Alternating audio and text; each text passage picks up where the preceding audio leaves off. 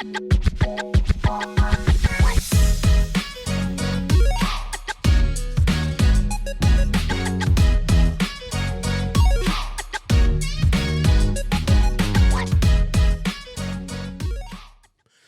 going on, y'all? It is episode 15 of the Merce and Nurse Show. Woo! 15. 15. I am the Merce, Noah, and this is the Nurse, Barbara. And welcome back, y'all. Thanks for joining us. So 15 episodes is what? Like 3.5 months? Huh? Like 3.5 months? Almost 3 months. Yeah. No? There's 4 weeks in the month. There's 4 weeks in the month. 4, 8, 12. Yeah. 4, 8, 12, 16. Like, almost 4 months. Yeah. Almost 4 months. Yeah. I was like, sorry, guys.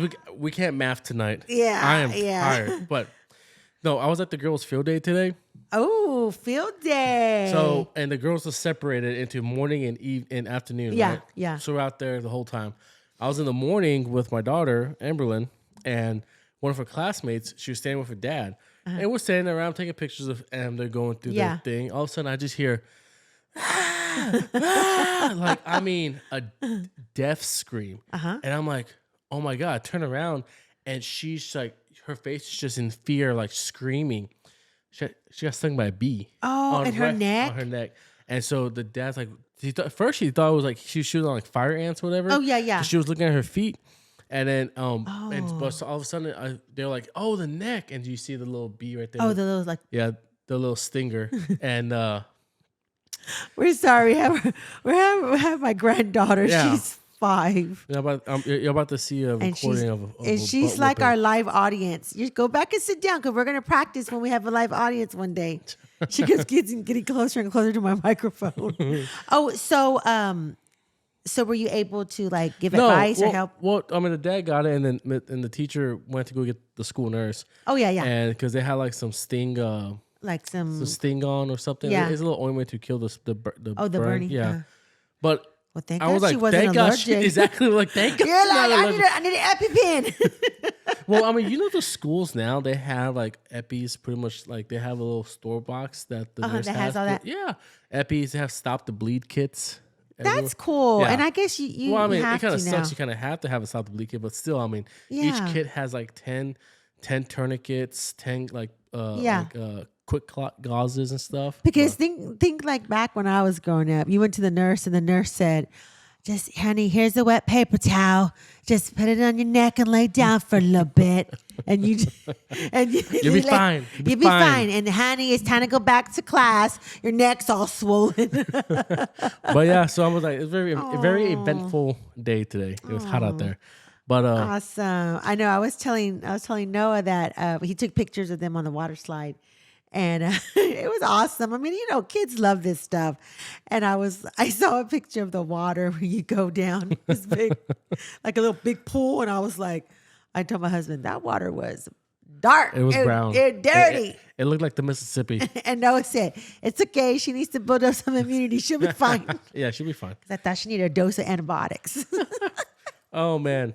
Well, this episode, I kind of want to hit on something that, you know, people have talked about it a lot, and there is very prevalent now in the nursing field is, you know, our mental health. Yes. Because our mental health is really is very affected by, you know, what we do in that profession, right? Yeah. Because, I mean, don't get me wrong, every other profession can have some type of mental health stressors, and but first responders, military, anybody on the front lines that are dealing with either health or a type of like, you know, domestic abuse, it's a whole wide range of stuff. Yeah.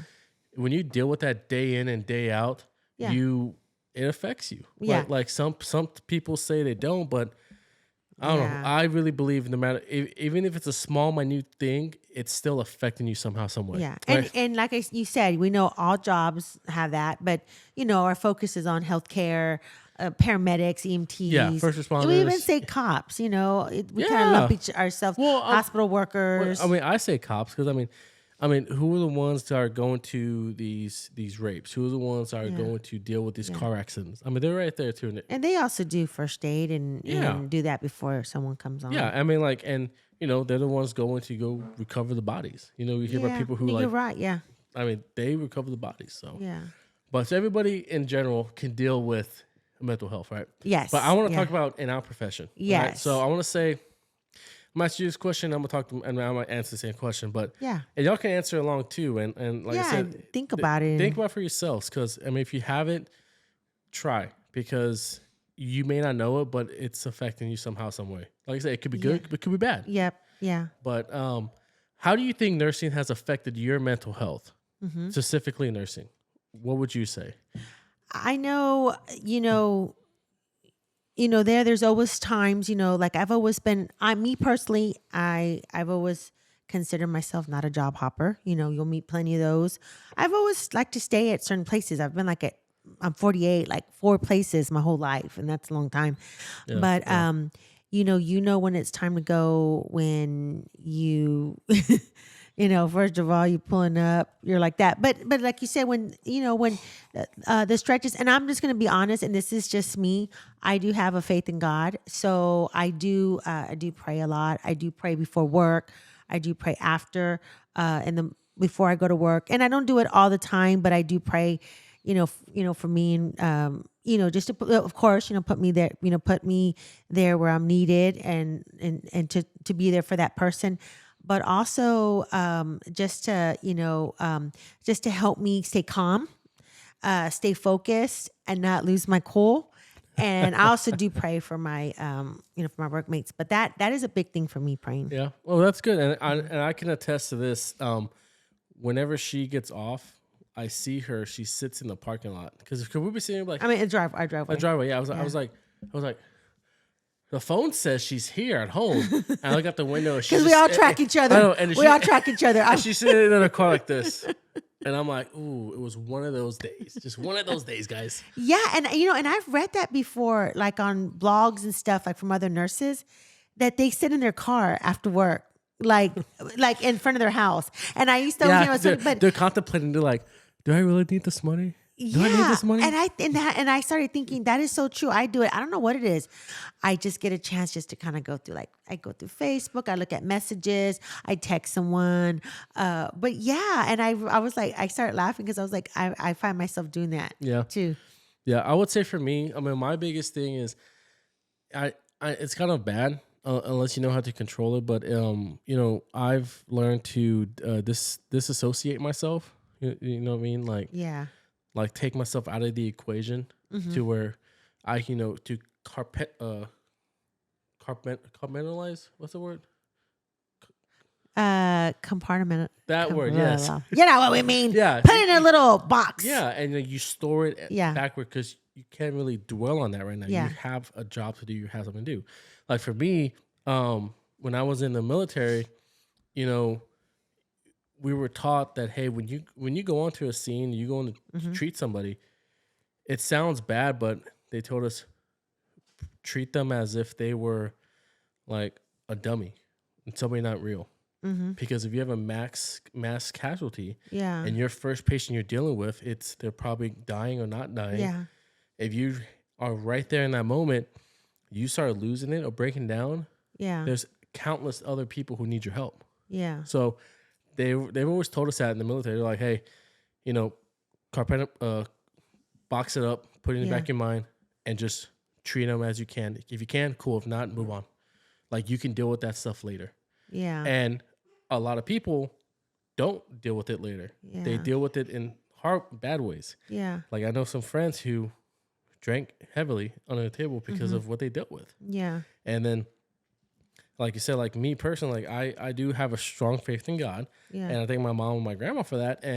But when something like that happens, I've always just kind of, whenever that day was done, I just sit down and just ask God to, help me process through the stuff. Yeah. Because I did bury a lot of stuff. Yeah. I did bury a lot of stuff. And I used to come home and my wife tells me now, like, I was angry. I was always up, like, just ugly. Yeah. And I never realized it, but I was just putting that stuff in a box and just never letting it out. And you know what's sad? It's like, like in nursing school, you all, of course you do chapters, you do mental health, classes, and you might go to a psych ward or whatever, but they never prepare the student who's actually going to become a nurse or a fire, what things to do for yourself.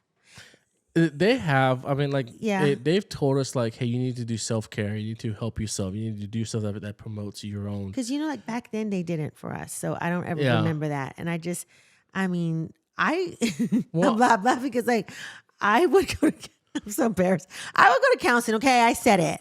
There's nothing wrong with it now, but back then it was like it was taboo. It was taboo. It was taboo to I talk about stuff like that. And another thing was to journal. And I'm not saying, like, for y'all out there, you have to write like pages. You can go write that day. Today's date is what? What are we today? The 19th. The 19th. And let's say, today I had a bad day. I had a family that was just on me all day on the call light, blah, blah, blah. And just write that. I'm glad today's over. You don't have, like I say, you don't have to write a book. You can just get your feelings out from in here and put it on paper. Exactly. Get it out. And I love that. My counselor used to tell me that. And I remember one time, this is a true story. My parents saved things. And I used to write poems. What? Poems. What? I wrote poems. Poems. Poems. Poems. Poems. What do you say? Poems. A poem, like roses are red, violets are blue. What are you saying? It's pronounced poem. What's a poem? Poem. No one's ever corrected me, and I said that. Keep going. I remember one time my brother went to my dad's garage. It's like pecan. Okay. Okay. And I remember he came back because I guess they were cleaning something or looking for something, and he goes, "Man, I never realized how dark you were." And I'm like, "What do you mean?" He goes, "I found a book," and I'm going, "Oh my God!" Like my mom is probably saved. It was photo, and I wish I had it. And he goes, "Golly," he goes, "You were like morbid. It was so dark, your poems." And I was like, "Oh my God!" So I laughed, but that's also what I did too. But I was gonna say we had since it was Nurses Week and it's also like a correction officer week. At work yesterday, they had a little luncheon for us and all the correction officers, and we also went. And it was, I don't know if I'm saying this right, not the sheriff, but the deputy sheriff. The one underneath him. Yeah. And it was kind of cool because he was talking and he said something, he's talking about, policemen and the stresses and stuff. And he said, when you go home and your son wants to play catch ball, play with him. Like basically, like you said, take everything from your day, and I'm sure they see a lot, and put it aside and enjoy your family because that's what it's about. And when he said that, I was like, that's true. Well, so like I said, like towards the end of my enlistment, one of my a good friend of mine I served with, he told me he said, "Noah, when you get off of work, you need to take off that uniform and lay it down. Now put on the father uniform. Like you need to separate your work. You need to separate work from self, from family. Because if not, you carry that whatever BS, whatever horrible stuff you had dealt with, or whatever scenes. You know what I'm trying to say? You carry that, and if you carry it inside that home, it can cause issues. With family, your kids. Well, exactly, like you said, like when you I will never forget this. He's always told me, work is work and play is play. Work when you work, you're working. You do what you gotta do. But when you're done, take it off. You're done. Go home, relax, be with your family, be there for your family. And it's hard. I mean, because we hear the stories many times of people who turn to alcohol, turn to drugs, turn to suicide because they're trying to just erase that memory that they've seen or that heard. Yeah. And I have a friend who was a paramedic. He's like, "Noah, there's times where I just hear the screams of a mother when after we've told them that their child died." And he goes, "That's something you never forget." And he deals with that. He deals with that. But the way he deals with it is the way I kind of deal with my own stuff is dark humor. I'm very morbid. I try to make humor out of stuff that's really, really messed up. Yeah, and everybody knows, and when you're in the health profession, you don't mean no disrespect. It's just a thing you do. It's between like if you have anybody who's a firefighter or a paramedic or police officer, you ask them and they would tell you. Yeah. I mean, they would tell you some messed up stuff. Yeah. Yeah. Jacob, you know who you are if you ever watch this. The stories mean you have, man. But no, like that helps me. Yeah. Because I talk to him and he tells me about what he's dealt with and I tell him what I dealt with, what I've seen. Yeah. And it seems like it's just like therapy. Like how when you just talk about it, you bring it to life and you release it from inside. And so yeah, I mean we go into detail. Like I mean about everything we've seen, everything we've had to feel, touch, all our senses, right? And the smell and it's like a release of something. And that's cool when it's someone in the same profession that you can talk to. Because I'm going to tell you, like me and Ed, just like you and Michelle, like my husband, he's a tech. I mean, he's like, I don't know, he calls himself an engineer. He's got a weird title. And of course, he's my husband. We talk and we listen. But I remember one time he said like, you just go like take care of old people. Ooh. And things are so different. I said, you don't understand. Like I deal with death. That's not something you see unless it's a family member or someone close. Yeah. I said, I deal with death. You deal with people like just mad at the situation their loved ones are in and they take it out on you. And so it kind of like offended me, but then I was like, then I was like, well, he doesn't know. Yeah. He doesn't walk in my shoes, but yeah. This is one of the reasons why we wanted to do this podcast is, so we can talk about some stories. We can have some laughter about what we've seen, what we've done. Yeah. But in the grand scheme of things, that's therapy. For me, for sure. Yeah, I know for me for too, me. Yeah, but I mean, because we're releasing what's inside, and so that's the basis of why we're doing this. And so I know it took a while for us to get to this episode, but I wanted to, not get here until I knew we were ready for it. And I feel now we are. And there's another thing that I do. This is me personally. I haven't done it in a while, but when I was off during the week, I would one morning I would go and I would go get coffee and I would go to the park and I would. No, don't tell him that. Tell him you should go sit in a restaurant by yourself like a weirdo and eat by yourself. That's a conversation we said about people. Like I love eating by myself. That's where this is coming from. That's weird. He doesn't. I'm like, I am fine eating by myself. Food is a social aspect. People. We're getting off. No, I'm saying that. No, yes. What about mental? But anyways, that's another little argument me and Noah have about eating by yourself. That goes to show you that I am independent and not embarrassed to eat by myself. I don't care what people say. So I'll go to the park and I'll take my AirPods. I listen to my music. And I personally just sit there and I'll just like look at the water because we have a river where we live. And I sit there and I love it. I love it. I mean, don't get me wrong. Sometimes I see a car and I turn off my radio and then I'm thinking, okay, am I going to jump in? I don't know. I'm like, which park do you go to? You in a Starkey? Yes. Down with a little walk? Yeah. Yeah, no, she can get stabbed. Yeah, it gets scary. But I'm saying I do that. I set my journal. Of course, I have if you believe in God or just, I have a little short devotional I read every morning and I love it and I read it.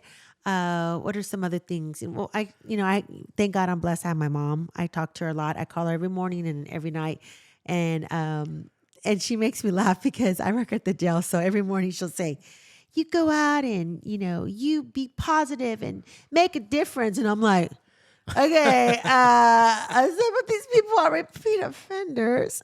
No, but she encourages me. She's always been positive. Oh, so God. Just, whatever your thing is. Yeah. Well, I guess that goes to the next question we have is, how do you cope or / promote self-care for your own mental health? Mm-hmm. And like you said, that you like to space yourself and kind of unplug from the world and just go in your own little space. Mm-hmm. And that works. And also take care of yourself physically. Yeah, for sure. I'm speaking to the women, get your hair done. There was a time before when I left my job, I looked in the mirror one day and I have a little bit of grays. And I remember saying, I haven't even done my hair. Like, what is, is the job, is that getting to me? So do your hair. I don't do my nails, but go get a manicure if you do, a pedicure, a massage. Treat yourself on paydays. Take that. I would say, my mom taught me that. Take a little bit aside and treat yourself. Buy a lipstick. Go buy some makeup. Go to Ulta. Go to Target. Go to Starbucks. But treat yourself. Do something. You're important. They need you in this job. That's good. I like that. And guys, what can y'all do? Well, I used to over there in the Marines, Yeah. I feel like I had a lot more stress over there, but I feel like here I'm able to like carpet I cannot say the word, box it up and keep it where I needed to keep it until I got to deal with it. But over there we used to go shooting. We go to the shooting Yeah. range and we just every week we went and shot. Maybe it was like $10 to shoot, and then we paid $20 and pitch in for some ammo, and we shoot for 3-4 hours, and that's it. But it's just that relief of just doing something. I did that. I do fishing. I love going fishing. Yes. Now that nursing school's done, I'm hoping that I can actually get back more into it. Yeah. And then I do that. I talk to you. Yeah. Talk to grandma. Talk to Michelle. Talk to my friends that are in the medical field, and so they kind of know. We talk. We share stories, and like I said, sharing stories what helps me. Yeah. That's my thing. That's what I've done. Yeah. And don't get me wrong. I used to do it the other way too. I don't think my mom knew this. Grandma, if you're hearing this, I'm sorry. But in the Marines, I used to drink heavily. Dude, I used to be a drinker. Must be that Rios bloodline. But no, dude, I used to drink, and it got bad. But that's good that you caught yourself, because you're so young, and just think, if that's how you're gonna do it, it's just gonna lead to. Yeah, no, like I said, like drinking just we numbs did that it. to try to erase the BS, to Yeah. try to deal with the problems, and it didn't work. Yeah. Until finally, after years, we finally figured out that take off your stuff, leave it at the door. Yeah. Be at home, talk to somebody about your feelings, because it is stigmatized, especially being a Mexican Hispanic male. Yeah. That you don't go to doctors, you don't talk about your feelings. Shout out to my dad. Wait a minute, you're describing my father. No, but exactly. But yeah, like I know what you mean. I know what you mean. We don't do that. Yeah. And it's been stigmatized. Yeah. And I'm hoping now it's people are more willing to talk about their stuff, especially men, to open up about what they're going through. But, you know what we forgot to say too? Also, like the gym, walking, and that's mom, personally, I'm not gonna say something unless I'm doing it. I'm just shout out to the people who do go to the gym. That's good. Yeah. I mean, the gym. I'm sorry, my granddaughter's distracting us. Yeah, she's over there doing this. Yeah, I don't know if she's telling us time or jumping jacks or what she's doing. Oh, okay. Bye-bye. But yeah, so whatever. And I was gonna say too, and this is something I wanted to tell everybody, because you all work at a place where you're gonna get a little discouraged, and you think about the office, staff, everything what goes on. But I'm gonna tell you this. This is one thing that I've always tried not to get in that gossip, and I don't like it. It's because I'm in a mindset, right? Yeah. So when you start hanging out with other, like nurses, and talking about, I'm talking about like, administration and this and this. Shooting the tea. Yeah. Shooting the bull. I don't say nothing, because you know what? That jumps on you. And we all know when you go somewhere, you get, X amount of pay, this and this. And yes, I'm talking about like, oh, I've heard it. Oh, well, they probably got all these big bonuses. I've said it too. But you know what?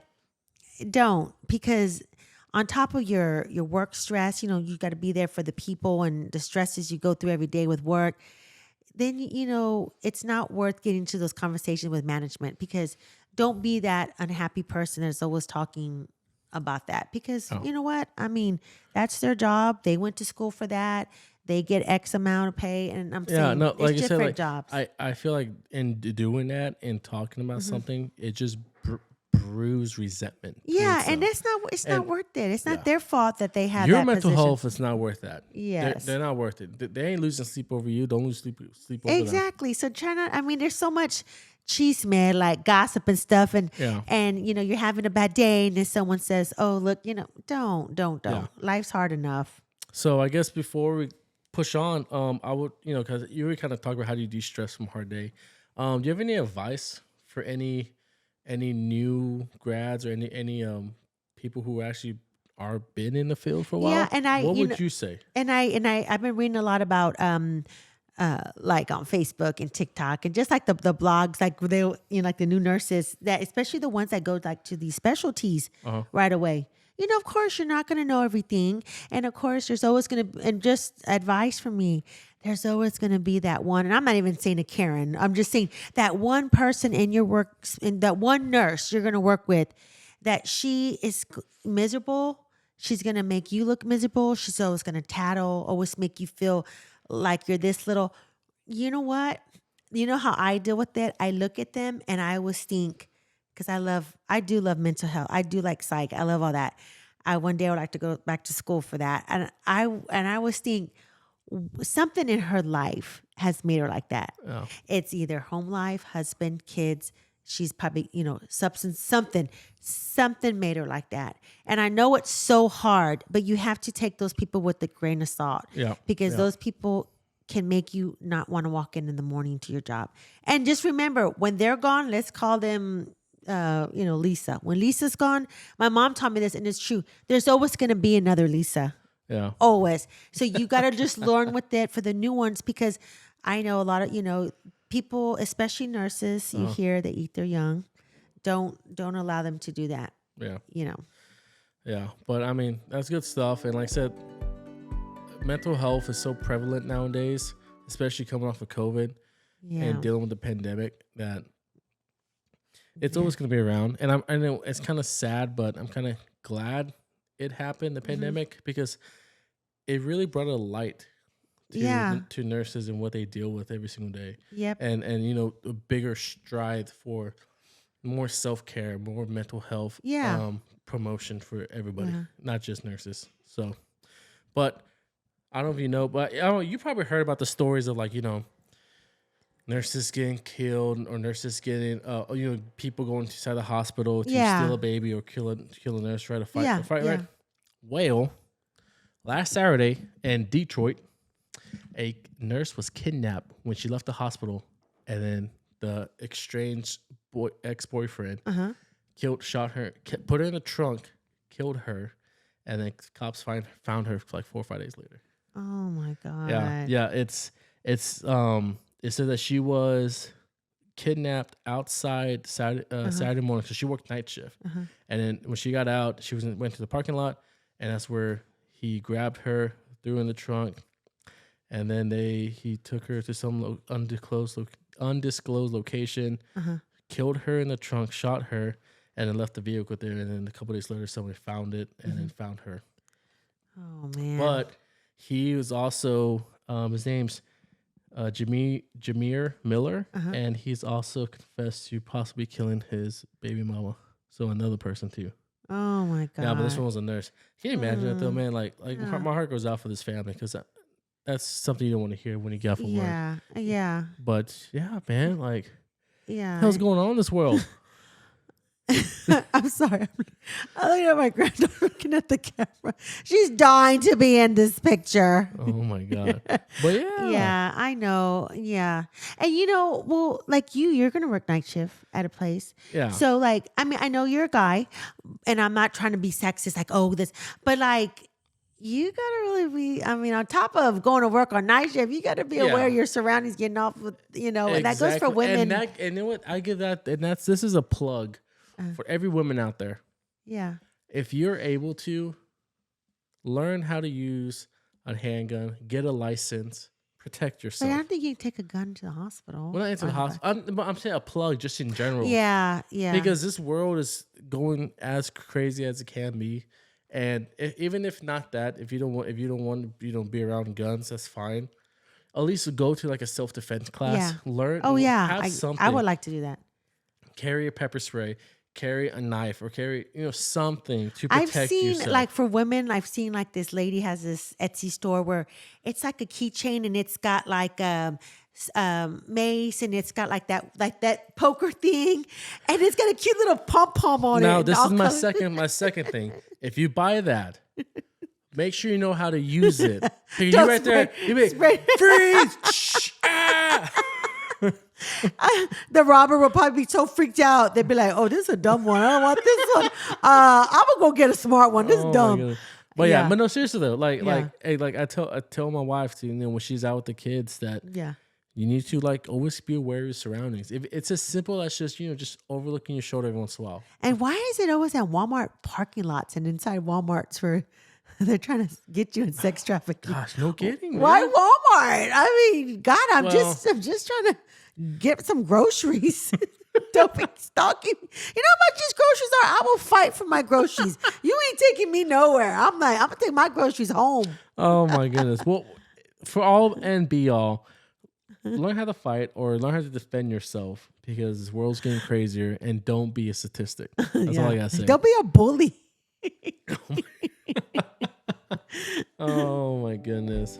Well, as we go and wrap this up, I want to leave y'all with a quote that I found on the internet because, Dad, whenever you watch this, yes, I look up quotes every once in a while. My husband was sorry, I don't come off the top of my head and make up a brand new quote. I know. I'm like, Ed, we're not famous yet, so anything we say, we're not like these famous quote makers. Yeah, no, he was like, Noah looked up a quote. I'm like, yeah, it's not from us, even though we do have wisdom. We can probably come up with good quotes. The camera on the big dog standing on the porch. Yeah. And then / Rudy Reels. That's his thing. We may have to make shirts. We may have to make shirts for the young nurses to buy like that. The camera on the big dogs. Yep, yeah. I like it. There you go. Encouraging. Oh, man. But no, I want to leave you with this one. Mental health problems don't define who you are. They are something you experience. Just like you walk in the rain, you feel the rain, but you are not the rain. So whatever you're going through, it's an experience, good, bad. You can learn from it, but it's not going to define you. You are not that situation. You are not that mental health issue. You are not that depression. You're not that anxiety. You're none of that. You are you. As a famous Dr. Seuss once said, there is no more truer you than you. I like that. I like Dr. Seuss. I don't care if they try to ban him in other schools. I like Green Eggs and Ham. I like him Sam I Am. You like him here or there? You like him anywhere? I like him in a car. You like him with what? The car? Whatever. But you know what we're trying to say, guys. Yeah. Thank you for being with us. Thank you for coming on this journey with us through this whole podcast. Yes. Not just this one, but the past 15 weeks. Like I said, you can catch us on YouTube on the Mercy Nurse Show. You can catch us on our Facebook page, our Instagram, Snapchat. Like I said, whatever you find, please like and share. And, it'd be awesome. Y'all can just keep passing it around. And like I said, I remember I put a plug last week for the giveaway. At 1,000 downloads, we're gonna give away a little gift. And this is so we kind of haven't say hi, Em. And we kind of really haven't been focusing. It's because she's over there, like she's our producer, like on the live with Regis and Kelly when they had the producer. She reminds me of. She's like, I don't know, telling us time. Say hi, Em, in the microphone. Just say hi. Anyways, man. Yeah. So we thank you for joining with us. Catch us next time, and we'll see you next time. Bye. Bye.